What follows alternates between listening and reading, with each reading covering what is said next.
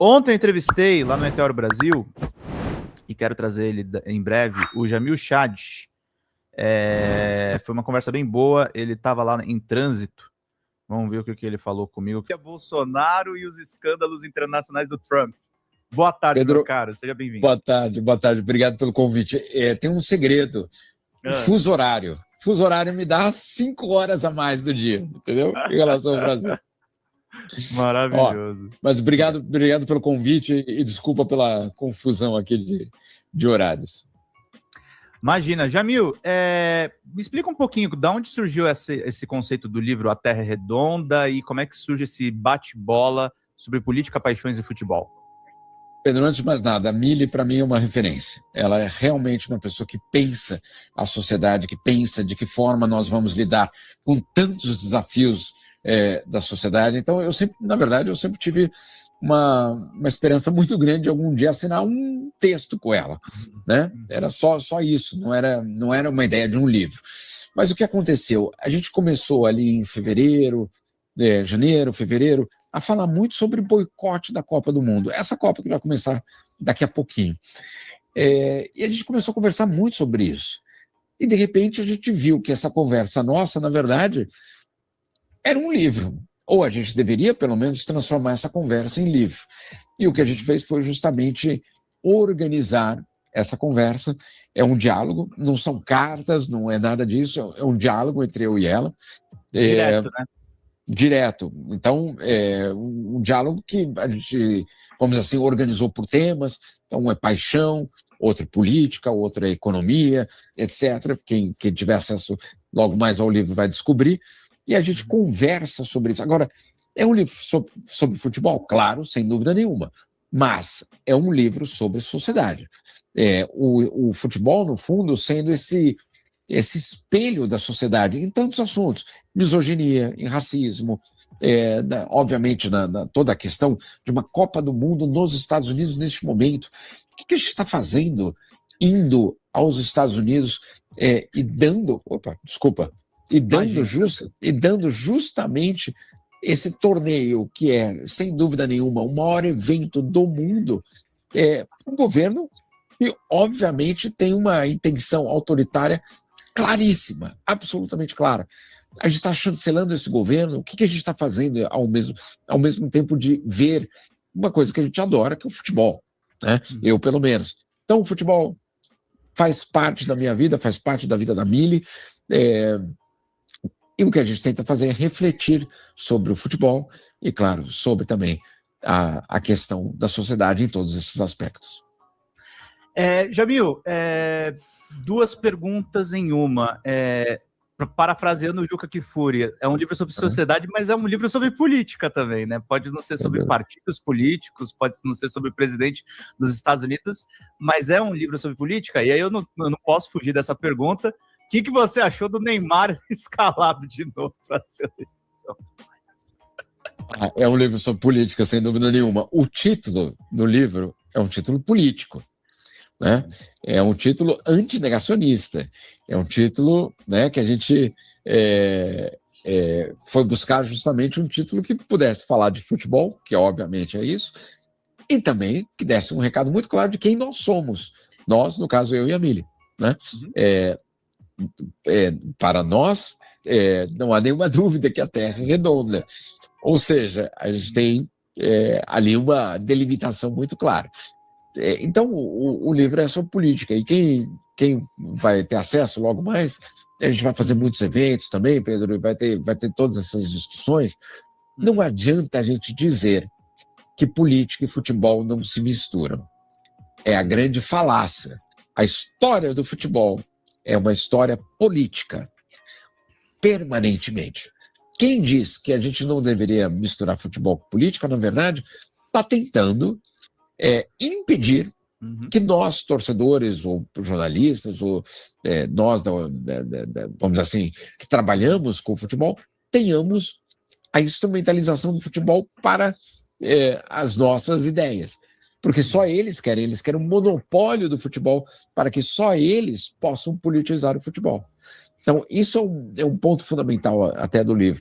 Não há nenhum tipo de dúvida. Futebol é política. Sobre Neymar, meu caro, eu já disse várias vezes, nós precisamos ter uma consciência muito grande de quem são esses heróis nacionais. Por que é que nós temos um personagem desse como herói? O que aconteceu na nossa sociedade? Então, vai muito além da convocação. Eu me questiono, por exemplo, o fato de ele ter gravado publicidade já pensando nessa convocação. Essa convocação serve para quem? Para o Brasil ou para ele?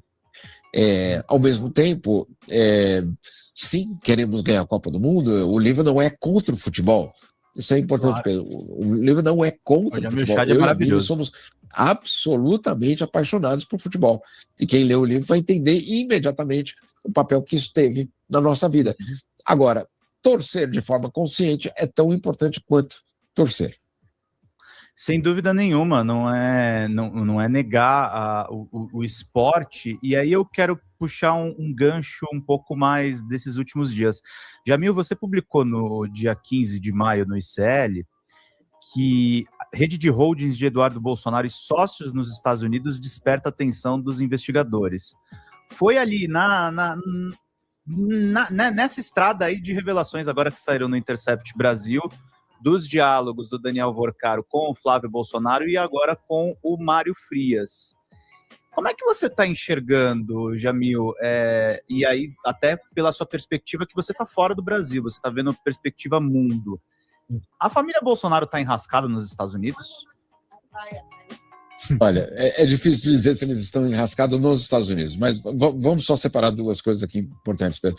Em primeiro lugar, aplaudir o jornalismo profissional.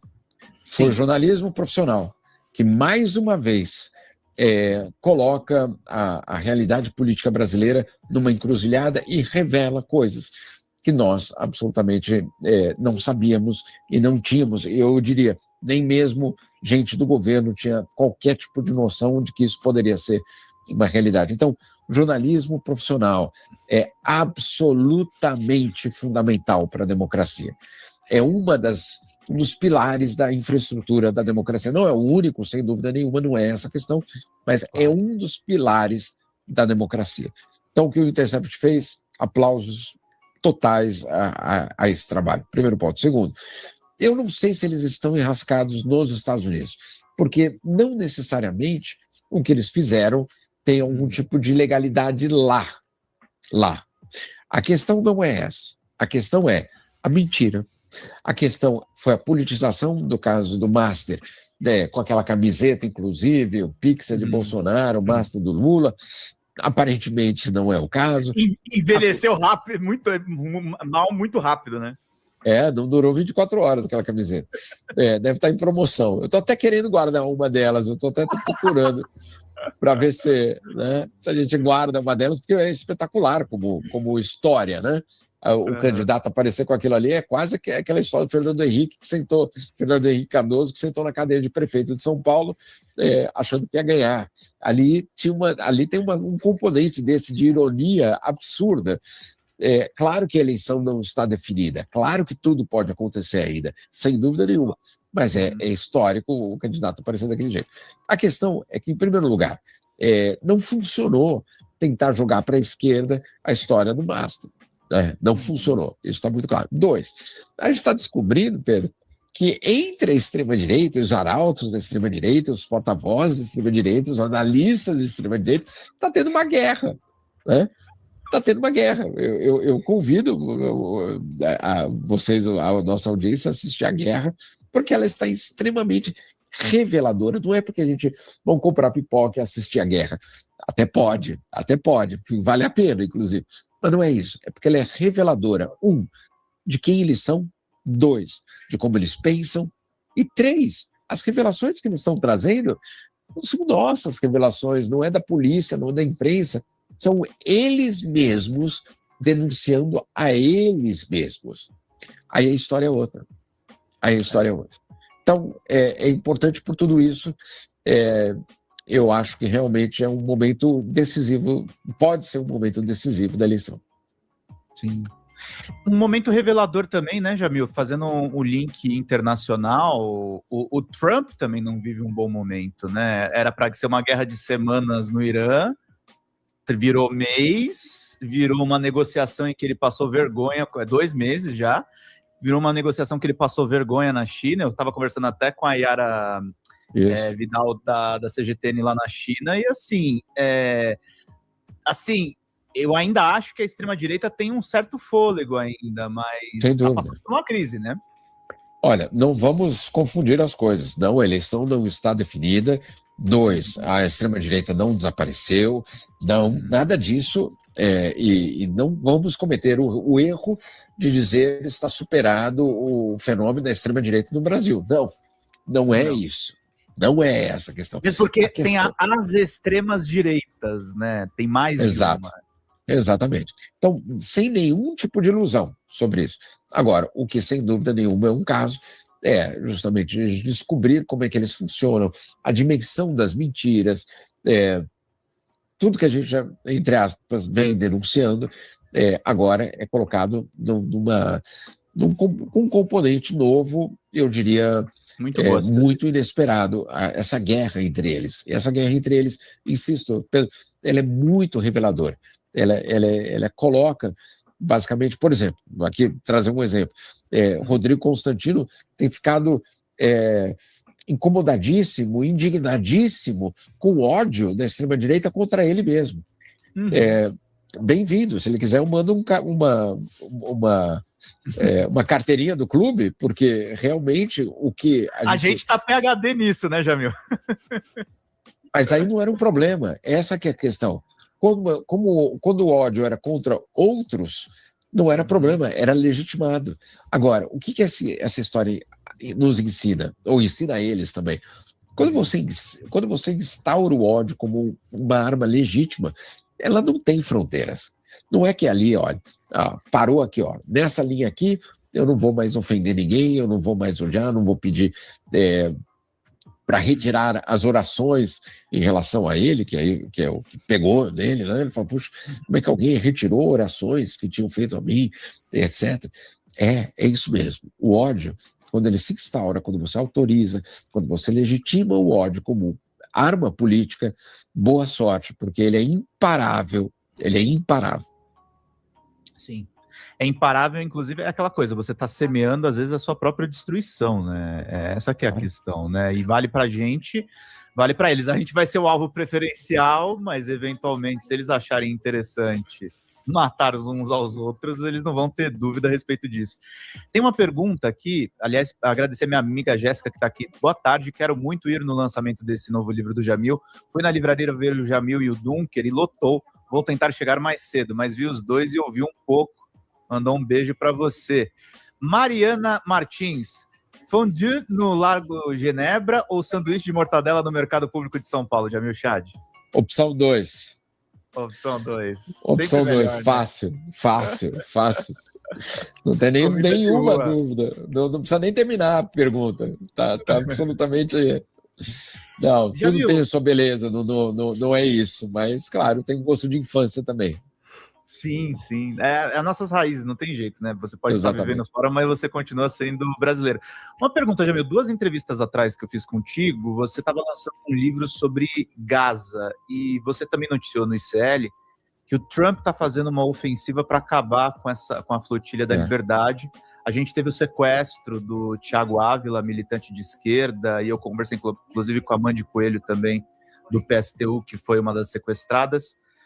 Como é que você está vendo essa situação em Gaza? Você está fatalista? Você acha que finalmente a ONU acordou para o problema do genocídio? Tem solução? Não, eu não vejo a ONU com esse despertar. O último relatório deles, do começo dessa semana, disse o seguinte, que tudo leva a crer que Israel não está fazendo o suficiente para evitar um genocídio em Gaza. Olha a construção... Onde você está, Lainara? Diga aí que eu tô com curiosidade aí, a galera que internacional que nos acompanha. Gente, 152 ainda e um membro, gente. Vamos contribuir no Pix, no Superchats, quem puder, por favor. pessoas novas aí contribuindo no canal. Estamos chegando a centenas de pessoas. Ontem teve 700, 800 pessoas assistindo a live aqui. Vamos lá, gente. Olha a construção que foi feita para chegar no que todo mundo tem dito com uma, eu diria, com uma base muito sólida, né? Claro. Eu não acho, realmente, Pedro, eu infelizmente acho que Gaza vai ficar como uma daquelas manchas mais tristes da nossa geração, que vai ser muito difícil a gente explicar no futuro como é que algo parecido aconteceu e que nada foi feito. Infelizmente, eu não vejo a justiça internacional suficiente. O que aconteceu? Quem tentou fazer alguma coisa foi alvo de ataque. Então, a Corte Penal Internacional, ela justamente ela indiciou Benjamin Netanyahu pelos crimes em Gaza, e ela foi alvo de um ataque sem precedentes para desmontá-la. Os procuradores foram alvo da lei Magnitsky, os juízes tiveram sanções intensas contra eles, e agora, na verdade ontem, nós tivemos a notícia de que justamente os organizadores da flotilha, não o Thiago, mas os organizadores, aqueles que de fato estão organizando, fazem a operação para organizar a flotilha, alvo de sanções por parte dos Estados Unidos, com o argumento de que eles têm relações com grupos terroristas, sem provas nenhuma. Né? Se você lê o comunicado de imprensa e os documentos que o Tesouro Americano apresentou, não existem as provas, tem uma declaração. Fulano tem relações com o grupo Hamas. Mas cadê a prova disso? Não está em nenhum lugar. Então, óbvio, é mais uma tentativa de você, obviamente, criar uma situação de asfixia da flotilha. A flotilha, e é uma coisa importante, ela está entregando alimento em Gaza. Não é essa a questão só. A questão fundamental é não deixar o tema de Gaza morrer. Esse é o tema central. E a flotilha faz isso. Ela leva a bandeira de Gaza para o debate público. Ela faz isso com eu diria, com uma eficiência muito grande. E por isso que incomoda tanto. Se não incomodasse, né? Tá fazendo isso. Envolveu provavelmente uma das maiores ativistas do mundo, que é a Greta Thunberg, né? Exatamente. E criou uma situação que o governo de Israel teve que intervir num barco que estava a 1.000 quilômetros de Gaza. Fala, galera da Folha TV, não se esquece de se inscrever aqui no nosso canal para assistir programas como Folha Notícias Manhã, Folha Notícias Noite, o nosso Folha Entrevista e o nosso Barzinho das Meninas. Muitas coisas bacanas a gente acompanha por aqui e a gente precisa muito, muito do apoio de vocês para nosso trabalho jornalístico, investigativo, de curadoria de conteúdo, com vocês ajudando no nosso Pix, folhademocrata@gmail.com, ou mandando superchats, valeu demais, e os recursos financeiros, tornando-se membro no nosso canal, no nosso curso de jornalismo básico, para você ficar muito bem informado a respeito de tudo. Queridos e queridas, muito obrigado pela presença de todos vocês, vida longa e próspera, cuidem-se, cuidem dos seus, e não esquece de se inscrever aqui na Folha TV. Até mais!